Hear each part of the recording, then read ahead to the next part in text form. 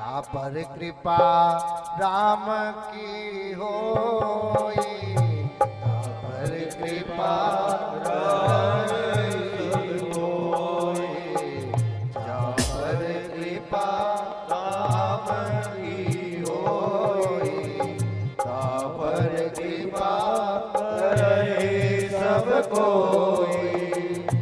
जिसके ऊपर भगवान राम की कृपा हो जाती है, भगवान कृष्ण की कृपा हो जाती है, उसके ऊपर सब कृपा करने लग जाते हैं, सब उसके ऊपर दया करने लग जाते हैं। और जब भगवान की कृपा हमारे ऊपर हो जाएगी, भगवान की दया हमारे ऊपर हो जाएगी, तो संसार में सब हमारे हो जाएंगे, सब हमारे हो जाएंगे, सब के हम हो जाएंगे और सब हमारे हो जाएंगे। कब? जब हमारे ऊपर भगवान की कृपा हो जाती है। अगर आप संसार में हो, संसार में आपको किसी की इच्छा मत रखो, केवल भगवान की इच्छा रखो, क्योंकि भगवान की कृपा आप पे हो गई तो आपको दूसरे की शरण में जाने की आवश्यकता नहीं पड़ेगी। अगर आप भगवान के सामने जाकर बैठ गए और भगवान से कह दिया तो दूसरे से कहने की आवश्यकता नहीं है। क्यों? क्योंकि भगवान सब जानते हैं, सब सुनते हैं, सब पता है भगवान को, क्योंकि भगवान हर एक इच्छा को पूरी करने वाले होते हैं। भगवान जो इच्छा करहु मन माही, जो इच्छा हूँ मन माही, हरि प्रसाद सब दुर्लभ नाहि, हरि प्रसाद कछु दुर्लभ नाहि। हम परमात्मा के सामने खड़े होकर परमात्मा के सामने अगर कोई इच्छा व्यक्त करते हैं, कुछ बात अपनी रखते हैं, तो परमात्मा सब करने में सामर्थ्यवान है।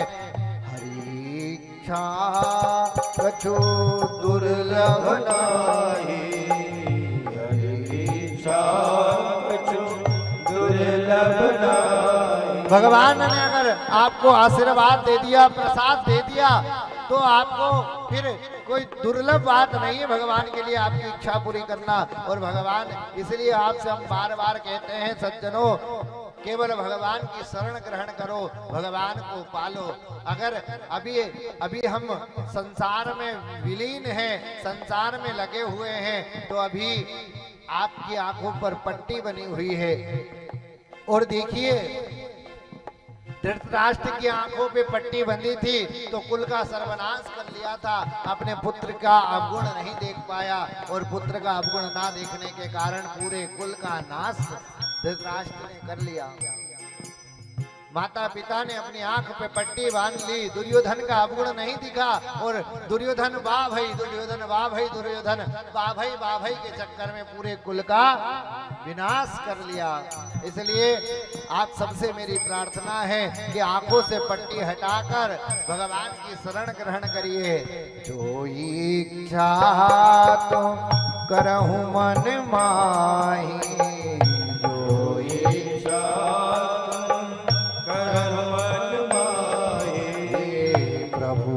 प्रसाद कछु दुर्लभ नाहि, प्रभु प्रसाद दुर्लभ नाहि। परमात्मा की कृपा से आपको सभी सामर्थ्य भगवान पूरा करते हैं, सभी इच्छाओं को भगवान पूरा करते हैं। आज आप भगवान की शरण ग्रहण कर कर देखिए, आपके जीवन में कल्याण ही कल्याण होगा।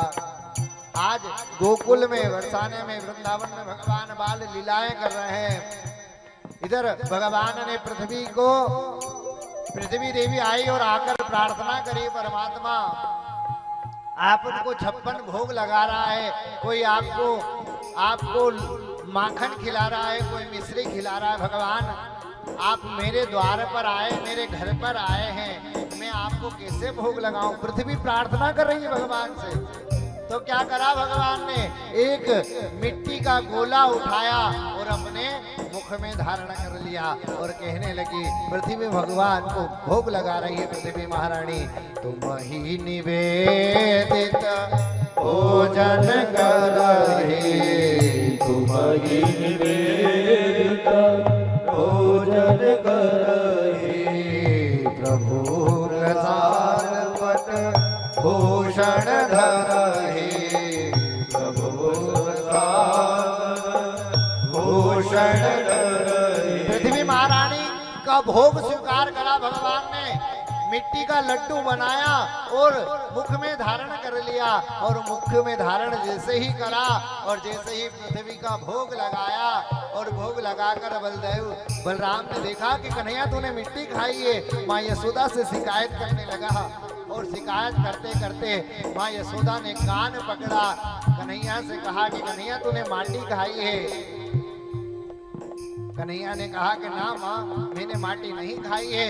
भगवान बलराम कह रहे हैं कि माँ इसका मुख खुलवा कर देखो, इसने इस माटी को खाई है। भगवान ने पृथ्वी का भोग लगाया है। और जब मुख खोला तो मुख में यशोदा मैया क्या देख रही है? नन्हा सा बालक के अंदर पूरे ब्रह्मांड डोल रहे हैं, करोड़ों ब्रह्मांड डोल रहे हैं, पृथ्वी डोल रही है और पूरा ब्रह्मांड का दर्शन भगवान के उस छोटे से मुख में माँ यशोदा कर लेती है। क्या देखती है माँ यशोदा? माँ यशोदा देखती है कि भगवान नारायण के मुख में पूरा ब्रह्मांड दिख रहा है और पूरे ब्रह्मांड में ये पृथ्वी दिख रही है और इस पृथ्वी में पूरा भारत वर्ष दिख रहा है और पूरे भारत वर्ष में मध्य प्रदेश दिख रहा है और मध्य प्रदेश में देवी अहिल्या की पावन धरा ये इंदौर नगर दिख रहा है माँ यशोदा को। और इंदौर में सत्यदेव नगर दिख रहा है और ये 100 का पांडाल दिख रहा है और उसमें हम बैठकर कथा सुन रहे हैं। ये भगवान के मुख में माँ यशोदा दर्शन कर रही है कि रंजन परिवार कथा करा रहा है और हम सब कथा सुन रहे हैं। जो इच्छा रहूं मन माही,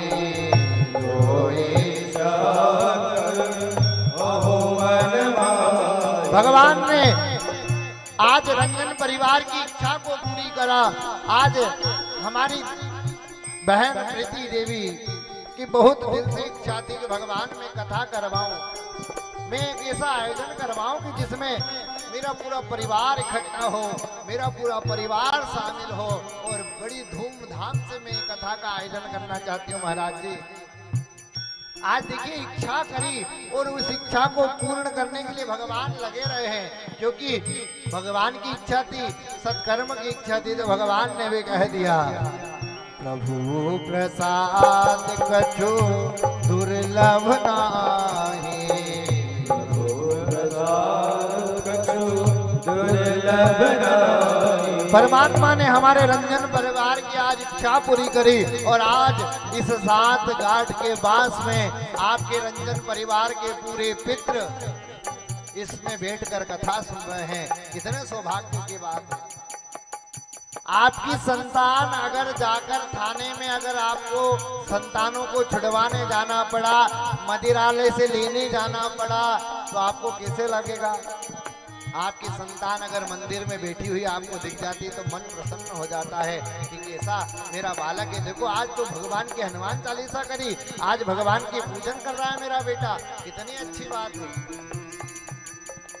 पर वही बेटा अगर आपका नाम अगर डुबो देगा तो फिर क्या होगा? आपका भी नाश हो जाएगा, अपितु आपके पूरे परिवार का नाश